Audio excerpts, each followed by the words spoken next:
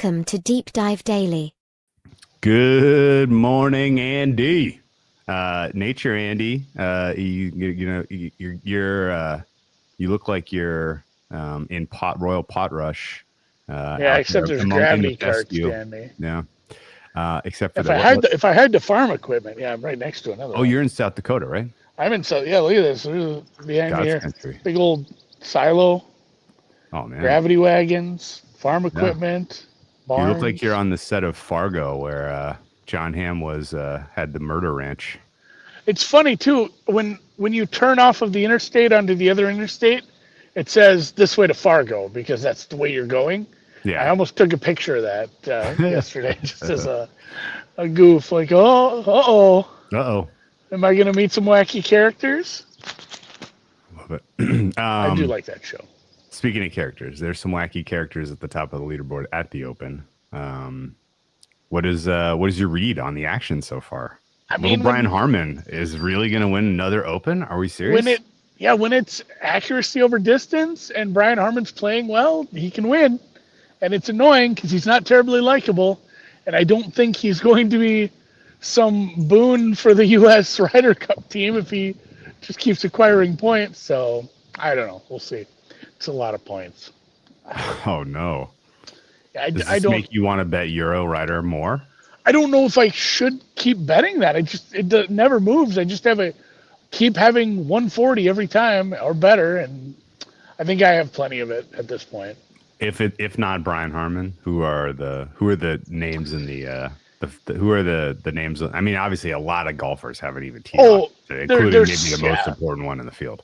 But there's so many. Yeah. But realistically, is Scotty going to go nuclear today, and we're all going to have a good laugh that we were even thinking anyone else could win? By the time we're eating dinner tonight. By the time I'm eating lunch. He gained a bunch putting yesterday. Don't see that happening 4 days in a row here. So I don't know. It's not like I'm not worried about Scotty, but I just don't see what he did being super sustainable. Obviously, I'm rooting for Hatton because I bet him. I would have liked to see a little more out of him today, but it was still a pretty good round. Yeah, but I mean, there's a bunch of names. At 200 today, and he's at 5.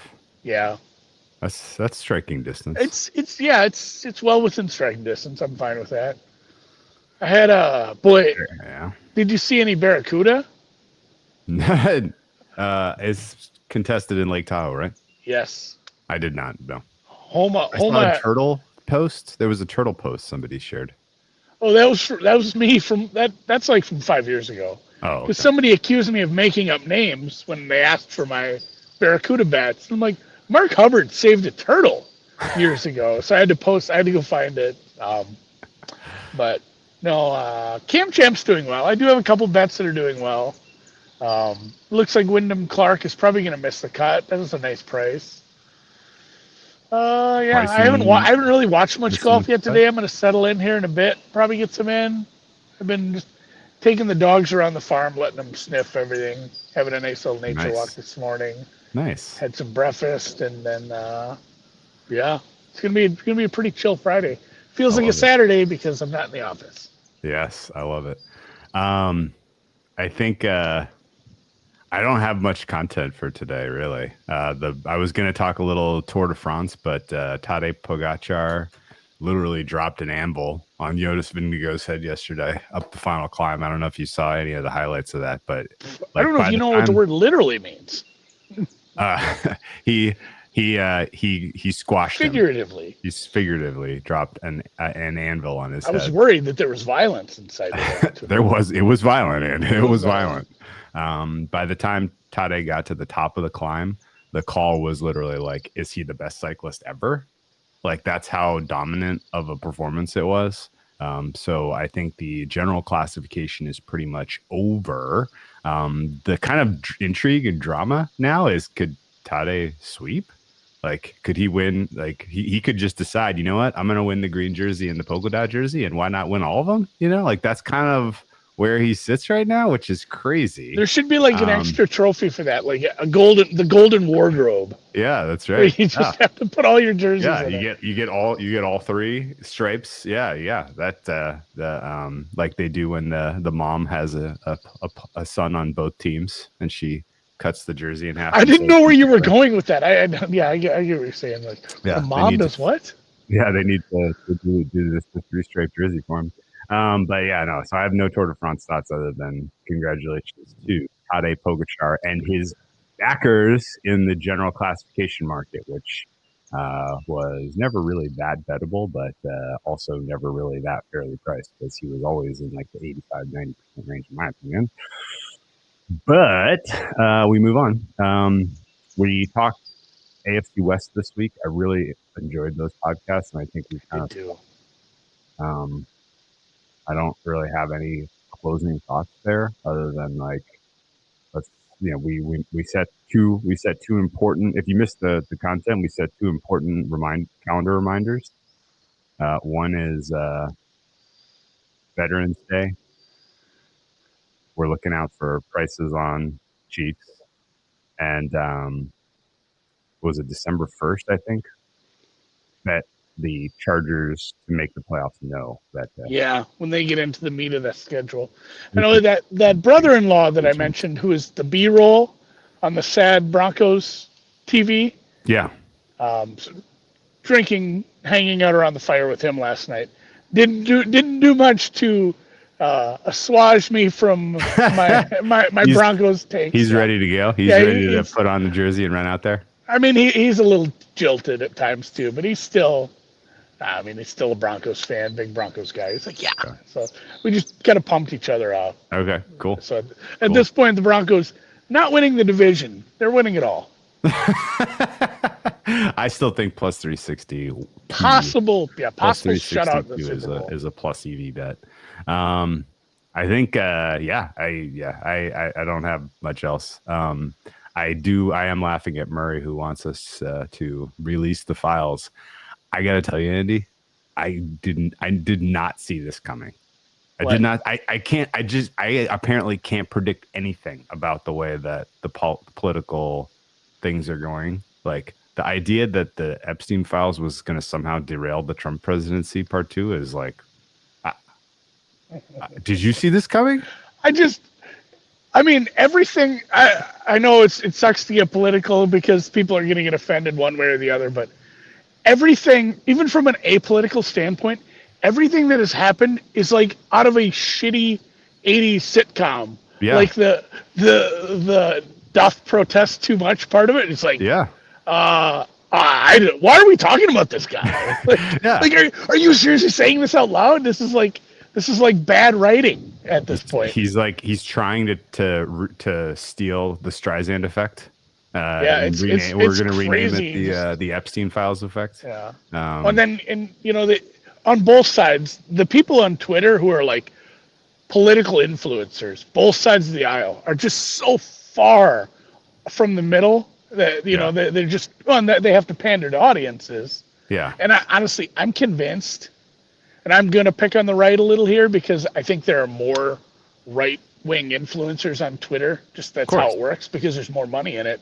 Honestly, and because there's more, the platform has tact, right? Well, and if you look at the population of India and how many people live there, because I am convinced it is at least 80% of these people have no political leanings in America, don't live in America, and have just realized I can get sick engagement. Every single post, every single reply, everything I do, I'm getting huge checks from Elon, and all they do is just rage bait and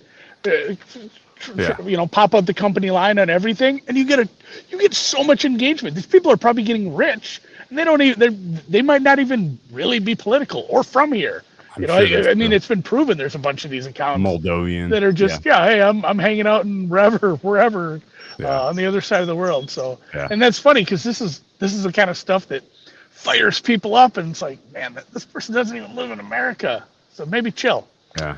But it'll be interesting because the new company line is just, well, you can't release these. There's, are you a pedophile? Do you want to see pictures of kids? I'm like, okay, like I'm sure they would redact some of that. They're not just gonna be like, hey, we're gonna print this as is. Everybody take a look at this. It's like I don't know. There was the a common right way. sense factor. There was a is right way to rough. handle this to make it go away, and then there's what they've been doing, which is like extremely the wrong way. It's It's been a wild saga. it's been a while. It has been wild, and I think ultimately there's a lot of what you're saying, which is engagement farming and really just the algorithm is pushing a lot of this, right? Like Yeah. there's nothing else going on right now. Like there's No, nothing we're else. in like a lull of sports. Yes, yesterday's biggest Bad story was, hey, there's this CEO that got caught cheating with his, his co C-suiter at a Coldplay concert. Like, You know how little there's going on right now, Drew? That had already made it to Facebook yesterday. That's how fast that's moving. That's usually a 3-day, it's a 3-day thing. Like my wife had already seen it on Facebook. So yeah, I mean there's nature nothing, abhors a vacuum. That's right. There's nothing else going on, and that's the only thing that is getting people to click on stuff. Is that people are like intrigued by this and confused by this, and like they know that they smell a rat. Like they know that there's something that's not correct here, and they want to understand. They want the answer, and it's fascinating. I especially liked, my favorite wrinkle of the whole thing was the Trump team releasing some medical information about him and some pictures of his shaking too many hands, very fat ankles, and this is like maybe this will distract the mob. No, that lasted all 5 minutes, and we're back to Epstein. So it's unbelievable. I cannot believe that this is ultimately still, this is still center focus and potentially could be, regime, altering, which is amazing. Anyway, one of my favorite, like I won't click on a lot of videos, but when I see someone posting a Carolyn Levitt, like her answering a question, usually know those are going to be good. Yeah, sure. Because there were pictures of the president's hand. Clearly, he was wearing some sort of makeup or concealer over bruises, and her answer was, "Well, just he's been very busy, and those are injuries that are consistent with shaking a lot of hands." What? Right, which I guess maybe at 80 you bruise a little easier. You're an old pair. Too many hands, and then I just love this. I love this woman. I love this Levitt girl because she says all this stuff with just the straightest face. Yeah. And she's enjoying. She's amazing at her job. She can say these things out loud. She's enjoying the assignment. She's enjoying the assignment. She's having fun. She's just living her best life. No question. All right, you want to get to wine of the week and then call it a? I love that. Yeah. Not exactly in wine country, Drew. This is not fake. This is not fake bird song. Andy really is in. The birds are very happy. You can hear them, can't you? Oh my gosh, clear as a bell. The birds are extremely happy in South Dakota. I might go over to the cornfield. Maybe I can do an I'm melting at the end. Yeah, let's get to wine of the week. I remain on my Pinot Noir kick. And we have covered Oregon a bit ago. We covered Russian River Valley 2 weeks ago. Last week was Santa Lucia Highlands recommendation. This week I'm going straight to my sweet spot, which is the Santa Rita Hills. That, of course, is just north of Santa Barbara. It's in Santa Barbara County. The nearest towns are like Los Olivos, Solvang, Santa Ynez, Lompoc, and if you live in LA, absolutely worth the trip up to the Santa Ynez Valley to do some tasting and have some fun. There's a very famous movie that was made in the spirit of that, Andy. You know which one I'm talking about. I don't. Sideways. I didn't think it was going to be the obvious answer. Sorry. Sideways was the trip up to Santa Ynez Valley from Los Angeles, and how good was he in tires too? Oh my God! He was very additive. He was very additive. He stole the season, I think. He was so good. Don't you think? Yeah, I didn't see him Thomas coming. Church stole the season. I thought. He was very good in tires. Yeah. I think my favorite episode was the one where they're both dressed as George Washington. I think I have to think about it, but I think that was my favorite. Just right off the bat, the way he acts with the waitress in the bar with Shane. Yeah, incredible. Incredible. Anyway, the Santa Ynez Valley, the premier spot for Pinot there is the Santa Rita Hills, or STA period Rita Hills. And in general, anything that you find Pinot Noir that has that appellation called out is going to rock. And I would say that there is a specific vineyard that's probably my favorite vineyard on earth, and it is Rita's Crown. That is, of course, indicating that it's way high up on the mountain. So we're talking some thin-skinned grapes then. Very thin-skinned grapes. It is extremely the coastal influence in Santa Rita is massive. Like it looks a little overcast where you are today. Bring those clouds down to about 1,000 feet, and that's oh, dude! I was hating shit into a cornfield there. Full on signs set. You guys gonna go make corn? Harder than it looks. Harder than it looks. You need a lot of rope and a lot of boards. You just need the Wolferman brothers. I might go hang out in this cornfield. But yeah, look for Santa Rita Hills Pinot this week. Look for Rita's Crown if you can find it. The labels that I specifically look for: Albon Clement ABC. The triangle label is number 1. Just based on price is usually like in the $20-$25 price point range. That's insane. It's like a $40-$50 Pinot by relative comp.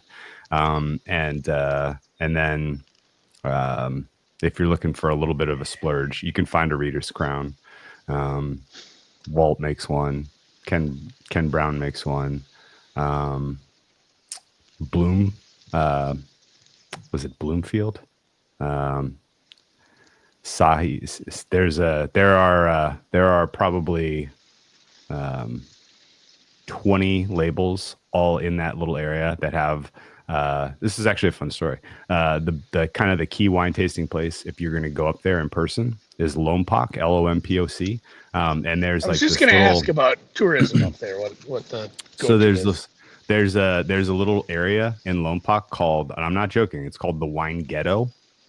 And it is literally mama cried. It is all of the most incredible Pinot that is made up there. All you can taste all of it without driving. It's all bang bang bang bang right next to each other in Lompoc. So it's about all I got.